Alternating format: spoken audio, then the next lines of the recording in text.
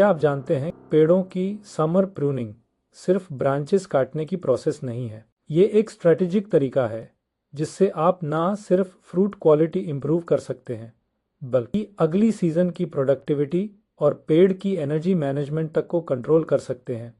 और सबसे इंटरेस्टिंग बात ये कि अगर आप प्रूनिंग की टाइमिंग में थोड़ी भी गलती कर दें तो ना केवल फल का टेस्ट और साइज इम्पैक्ट होता है बल्कि पेड़ की अंदरूनी कार्बोहाइड्रेट रिजर्व्स भी वीक हो जाती हैं, जिससे पूरे सिस्टम की बैलेंस बिगड़ सकती है। आज की इस वीडियो में हम बात करेंगे समर प्रूनिंग के साइंस, उसके फायदे, सही समय और एक हिडन लेकिन क्रूशल टॉपिक कार्बोहाइड्रेट स्टोरेज के बारे में, जिसे अक्सर नज़रअंदाज कर दिया जाता है। साथ ही हम एक सटल लेकिन बहुत इम्पैक्टफुल टेक्निक भी एक्सप्लोर करेंगे, बड पिंचिंग और सिलेक्टिव शूट रिमूवल। चलिए शुरुआत करते हैं इस सवाल से, समर प्रूनिंग होता क्या है और क्यों किया जाता है। समर प्रूनिंग का मतलब है गर्मियों में उस समय प्रूनिंग करना जब पेड़ एक्टिवली ग्रो कर रहा है। खासकर मई से अगस्त के बीच की बात करें तो ये वो फेज होता है जब शूट्स तेजी से बढ़ते हैं और कैनोपी बहुत डेंस हो जाती है। इस दौरान हम ऐसी ब्रांचेस और शूट्स को रिमूव करते हैं जो बहुत लंबी हो, अंदर की तरफ जा रही हैं या फिर फ्रूट बेयरिंग स्ट्रक्चर को ढक रही।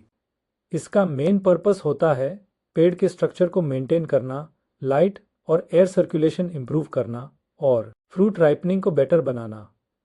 प्रूनिंग से पेड़ की ओवरऑल एनर्जी यूजेज पर भी असर पड़ता है, मतलब जितनी कम अनप्रोडक्टिव ग्रोथ होगी उतनी ज़्यादा एनर्जी फ्रूट्स और बर्ड्स के डेवलपमेंट में जाएगी।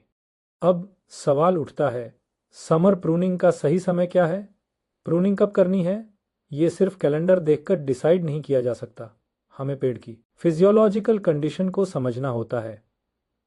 जब शूट्स लगभग 15 से 30 सेंटीमीटर लंबे हो जाएं और उनकी ग्रोथ सॉफ्ट मतलब वुडी न हुई हो तो यही वो स्टेज होती है जब प्रूनिंग इफेक्टिव होती है। इन सबसे क्रिटिकल बात यह है कि प्रूनिंग को हार्वेस्टिंग से कम 4 से 6 हफ्ते पहले कंप्लीट कर दे। इसका रीज़न है कि जैसे जैसे फ्रूट हार्वेस्ट के करीब आता है ट्री का, अब पूरा focus fruit filling, sugar accumulation और कार्बोहाइड्रेट स्टोरेज पर होता है। अगर हम इस दौरान प्रूनिंग कर दें तो फोटोसिंथेसिस सडनली ड्रॉप हो जाता है क्योंकि हम लीव्स को हटा रहे हैं और इसका सीधा इम्पैक्ट पड़ता है फ्रूट क्वालिटी और पेड़ की एनर्जी रिजर्व्स पर। इसलिए टाइमिंग सिर्फ इम्पॉर्टेंट नहीं बल्कि क्रूशल है। अब बात करते हैं एक सटल लेकिन पावरफुल टेक्निक, बड पिंचिंग और शूट सिलेक्शन। ये एक ऐसी प्रोसेस है जिसमें हम एक्टिवली ग्रोइंग शूट्स के टिप्स को हल्का पिंच कर देते हैं, जिससे पेड़ की एनर्जी अनप्रोडक्टिव लेंथ ग्रोथ की बजाय स्पर फॉर्मेशन की ओर रीडायरेक्ट हो जाती है। जैसे ही आप शूट का टॉप पिंच करते हैं उसकी वर्टिकल ग्रोथ रुक जाती है और ट्री की एनर्जी लेटरल बड्स को एक्टिवेट करने में लगती है। इससे ब्रांचिंग ज़्यादा होती है और फ्रूटिंग स्पर्स की डेवलपमेंट भी एनकरेज होती है। खासकर यंग ट्रीज में ये टेक्निक कैनोपी को कॉम्पैक्ट और बैलेंस रखने में मदद करती है। इससे ना सिर्फ लाइट पेनेट्रेशन बेहतर होती है बल्कि फ्रूटफुल बड्स जिनका फ्रूटिंग में कोई रोल ना हो उन्हें पूरी तरह रिमूव कर दे। दूसरी तरफ जो शूट्स बहुत तेजी से ऊपर की तरफ बढ़ रहे हैं, इन्हें हम अक्सर वाटर स्प्राउट्स भी कहते हैं। ये शूट्स ट्री की एनर्जी कंज्यूम करते हैं लेकिन रिटर्न कुछ नहीं देते। ऐसे शूट्स को अर्ली स्टेज में हटाने से ट्री का एनर्जी फ्लो प्रोडक्टिव एरियाज की तरफ रिडायरेक्ट हो जाता है, यानी फ्रूट्स, बर्ड्स और इम्पॉर्टेंटली कार्बोहाइड्रेट रिजर्व्स की तरफ।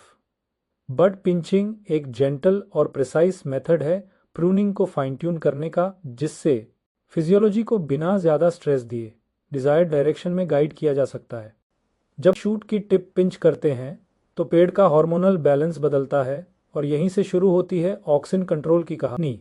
जब आप समर प्रूनिंग करते हैं या किसी शूट की टिप को पिंच करते हैं तो आप पेड़ के इंटरनल हार्मोनल बैलेंस को डायरेक्टली इन्फ्लुएंस कर रहे हैं। खासतौर पर ऑक्सिन जो एक्टिवली ग्रोइंग शूट टिप्स में बनता है वो नीचे के लेटरल बड्स की ग्रोथ को सप्रेस करता है।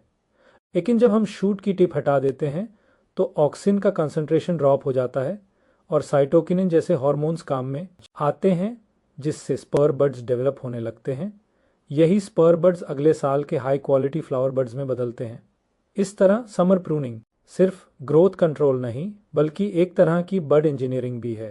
जहां आप ट्री के आर्किटेक्चर और फ्यूचर फ्रूटिंग पोटेंशियल को शेप दे रहे होते हैं। अब आते हैं एक बहुत ही अंडररेटेड और डीप कॉन्सेप्ट पर, कार्बोहाइड्रेट रिजर्व्स की इंपॉर्टेंस। जब हम प्रूनिंग करते हैं, खासकर समर के दौरान, तो हम पेड़ की फोटोसिंथेटिक कैपेसिटी को इन्फ्लुएंस करते हैं।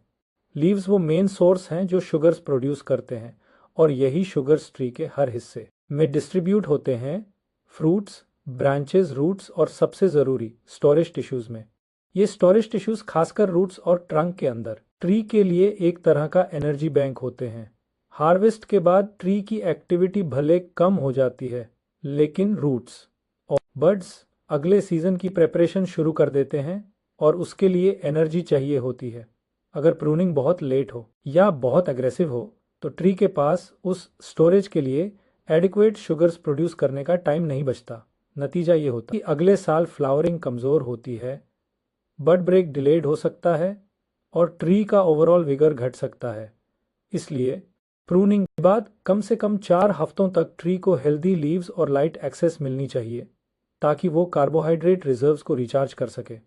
अब बात करते हैं समर प्रूनिंग के कुछ डायरेक्ट बेनिफिट्स की, जो आपको फील्ड में क्लियरली दिखाई देंगे। सबसे पहले, फ्रूट कलर और स्वीटनेस काफ़ी एनहांस होती है।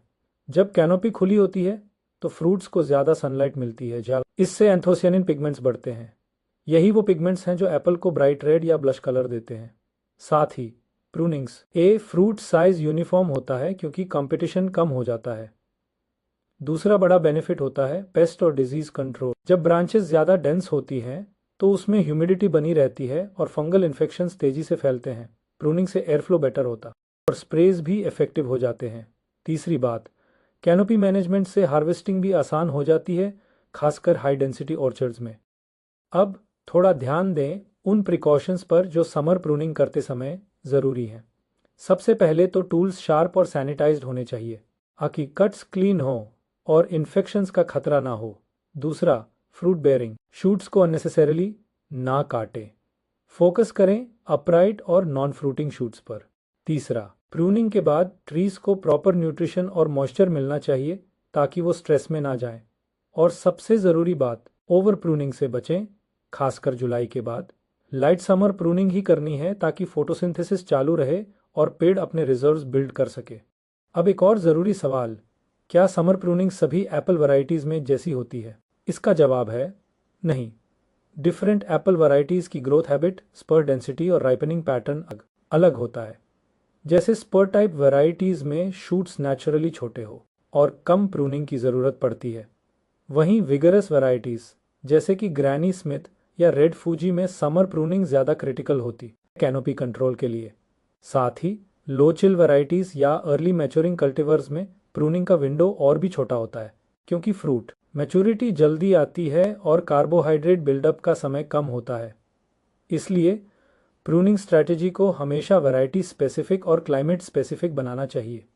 तो दोस्तों, आपने देखा कि समर प्रूनिंग कोई सिंपल मेंटेनेंस टास्क नहीं है। ये एक कैलकुलेटेड और बायोलॉजिकली इन्फॉर्म्ड स्ट्रैटेजी है, जिसका ये एग्जीक्यूशन ना सिर्फ इस सीज़न की क्रॉप को अपलिफ्ट करता है, बल्कि अगले सीज़न की प्रोडक्टिविटी को भी डिफाइन करता है। अगर आपको ये जानकारी वैल्यूएबल लगी हो, तो वीडियो को लाइक करें, चैनल को सब्सक्राइब करें और कमेंट में बताएं कि आप अपने ऑर्चर्ड में समर प्रूनिंग कैसे करते हैं। मिलते हैं अगले वीडियो में एक और डीप और प्रैक्टिकल कॉन्सेप्ट के साथ।